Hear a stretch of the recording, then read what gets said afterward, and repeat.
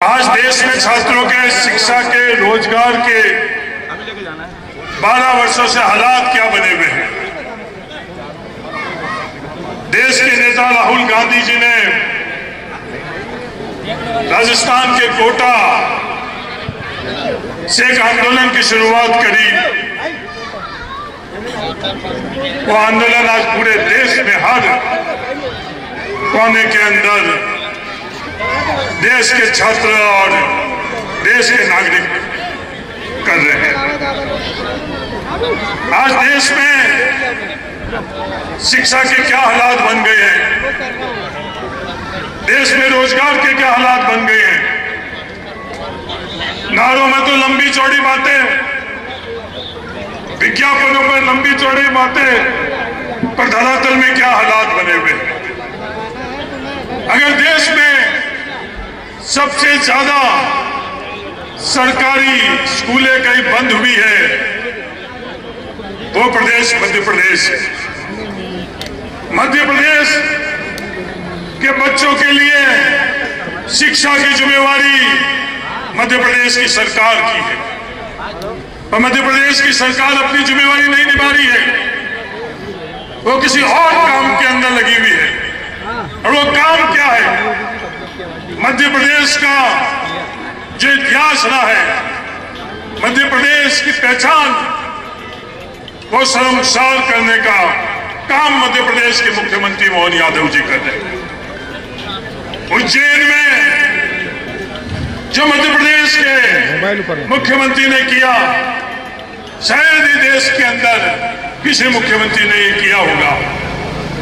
पर ये जिद है नरेंद्र मोदी जी की, जिस जिद के कारण आज देश हर दिशा के अंदर झुक रहा है, पर अहंकार के कारण वो सच्चाई स्वीकार नहीं करते। अभी के जो चली है वो तो नहीं तो इस शास्त्र की गूंज कार्यक्रम देहरादून के अंदर 17 तारीख को आयोजन था। कल उत्तराखंड की सरकार ने जिस जगह वो आयोजन होना था उसको रद्द कर दिया। ये रद्द क्यों किया? क्योंकि सच्चाई से भारतीय जनता पार्टी डर गई। जो इस देश के अंदर छात्रों की हालात कर रखी है, नौकरियों की हालात कर रखी है, शिक्षा की हालात कर रखी है, तो मैदान पूरा खाली, बिल्कुल खाली होने के बावजूद भी राहुल गांधी के कार्यक्रम को रद्द करने के पीछे कारण क्या? सरकार डर गई है। किससे डरी? इस देश की हकीकत से डरी। नारों में तो बहुत लंबी चौड़ी बातें करते थे नरेंद्र मोदी जी कि देश झुकेगा नहीं, पर आज 12 वर्षों के अंदर देश हर दिशा के अंदर झुक रहा था। इन बच्चों के संदर्भ में, विद्यार्थियों के संदर्भ में देश में कोई भी संस्थाएं बची है, उन संस्थाओं को आरएसएस के सामने झुका दिया। चाहे वो सीबीएसई हो, नीट हो, देश की कोई भी विश्वविद्यालय है, तमाम संस्थाएं आज देश के अंदर खत्म कर दी है। बच्चों के भविष्य को, विद्यार्थियों के भविष्य को, देश के भविष्य को आरएसएस के सामने झुका दिया। बस इस सोच से कि आरएसएस का आदमी उस संस्था में बैठना चाहिए। जो टाटा जैसे कंपनी को परीक्षा कराने के लिए, जिम्मेवारी देने के लिए टेंडर बना था, वो सिर्फ आरएसएस के अपने व्यक्ति को देने के लिए सीबीएसई और नीट में पूरे के पूरी परीक्षा के अंदर धांधली करा। 19, 20 और 21 साल का नौजवानों ने पता कर देश और दुनिया को बताया कि क्या हालात कर दिए गए, कैसे आरएसएस को वो टेंडर दिया जाए।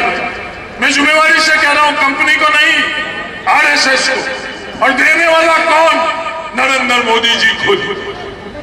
लंबी चौड़ी बात करते थे धर्म की, उस धर्म को अयोध्या में किसके सामने झुकाया? आरएसएस के सामने झुकाया। ये मैं नहीं कह रहा हूं, वहां के साधु संत कह रहे हैं, शंकराचार्य कह रहे हैं। सिर्फ धर्म का उपयोग एक धर्म से दूसरे धर्म से लड़ाने के लिए है, और राहुल गांधी मोहब्बत की दुकान, भाईचारे के लिए सभी धर्मों को साथ में लेकर चलने वाला राहुल गांधी। भाईचारा किस लिए, मोहब्बत किस लिए? कि देश के नौजवानों को रोजगार मिले। देश का नौजवान आज कॉलेज और विश्वविद्यालय के कक्षा कक्ष में नहीं है। नरेंद्र मोदी जी देश में किसी भी सरकारी कॉलेज और विश्वविद्यालय में जाकर आप देख लो, इस भोपाल के अंदर सरकारी कॉलेज और विश्वविद्यालय के अंदर कोई भी जाकर देख ले। मैं पत्रकार महोदय से निवेदन करना चाहता हूं, जाओ और देखो उन कॉलेजों के अंदर, उन कक्षा कक्ष के अंदर, क्लासरूम के अंदर क्या छात्र हैं? नहीं है। उन छात्रों को कहां भेज दिया है जिन छात्रों को कक्षा कक्ष के माध्यम से इस देश का निर्माण करना था? कहने में तो बहुत लंबी चौड़ी बातें करते हैं, नारों में तो 5 ट्रिलियन की अर्थव्यवस्था की बात करते हैं, पर हमारे देश को रोजगार क्या दे पा रही है सरकार? नहीं। देश के नौजवानों को परीक्षा के अंदर निष्पक्ष तौर के ऊपर उनका अवसर दे पा रही है? नहीं। किसानों को दे पा रही है? नहीं। आज हर दिशा के अंदर देश को झुकाया जा रहा है, पर देश सच्चाई जान चुका है। मैं तहे दिल से धन्यवाद देना चाहता हूं प्रदेश कांग्रेस कमेटी के अध्यक्ष को, युवक कांग्रेस और एनएसयूआई के अध्यक्ष को, और विधायकों में सचिन यादव जी और तमाम जो साथी इंदौर से यहां तक साइकिल के ऊपर साइक्लोथॉन, ये संदेश देकर, ये राजनीतिक लड़ाई नहीं है, ये देश को बचाने की लड़ाई है। इस देश को बचाने की लड़ाई के अंदर तमाम आप लोग जो शामिल हुए हो, आपको तहे दिल से धन्यवाद। आरिफ भाई, अतीक भाई, ये विधायक बाद में है, हम लोगों के परिवार के भाई पहले हैं, इनके बहुत बहुत शुक्रिया। जब इतिहास लिखा जाएगा तो आप सब लोग देश को बचाने के लिए खड़े हुए नजर आओगे।